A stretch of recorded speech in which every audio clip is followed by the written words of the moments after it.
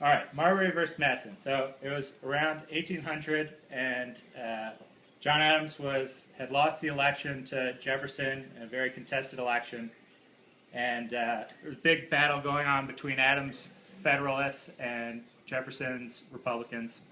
And in the last days that Adams was in office, the Congress passed the Judiciary Act of 1801, which created a whole new level of appellate judges, lots of new seats in the judiciary, and Adams then packed them full of Federalists, and that was very annoying to the Republicans.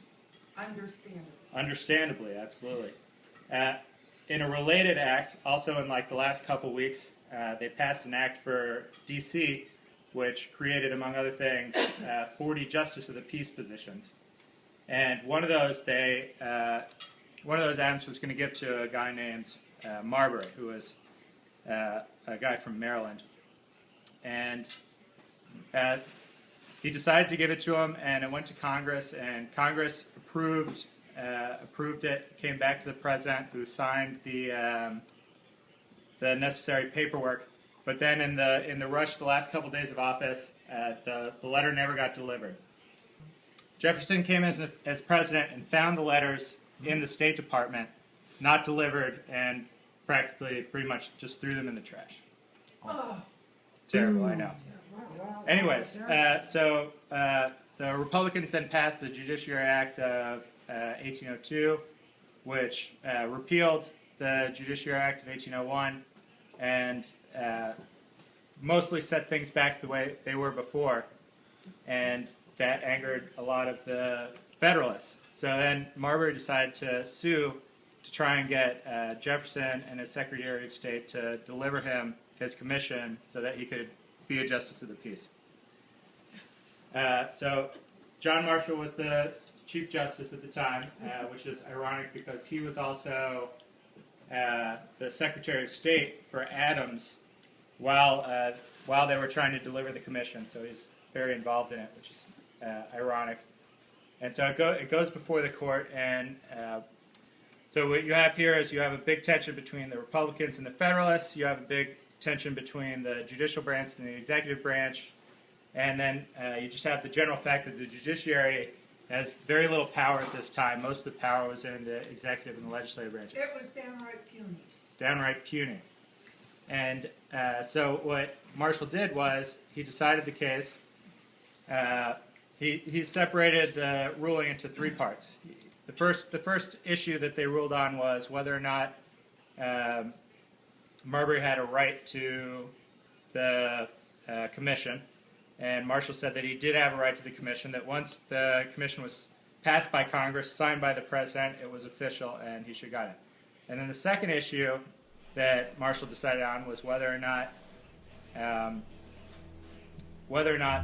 Marbury had any recourse in the government to get the commission, to force the commission to be delivered to him. And Marshall said that he did. He could have writ of mandamus,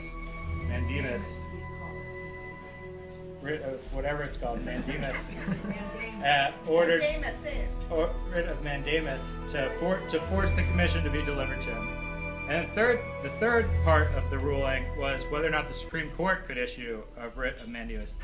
Now we're getting to the hot spot. Now we're getting to the hot spot. As you can see, most of the people here already are maybe aware of this case.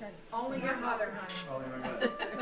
Anyways, so in the Judiciary Act of 1789, Congress had passed legislation saying that the Supreme Court could issue writs of mandamus. And what Marshall did was to say that, in fact, the Constitution explicitly lays out the original jurisdiction for the Supreme Court, which is to deal with foreign governments and interstate stuff. In every other instance, it will be only an appellate jurisdiction.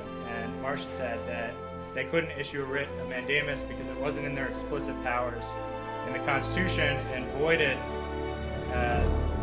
that part of the Judiciary Act of 1789, which meant that they then couldn't issue the writ of mandamus for Marbury.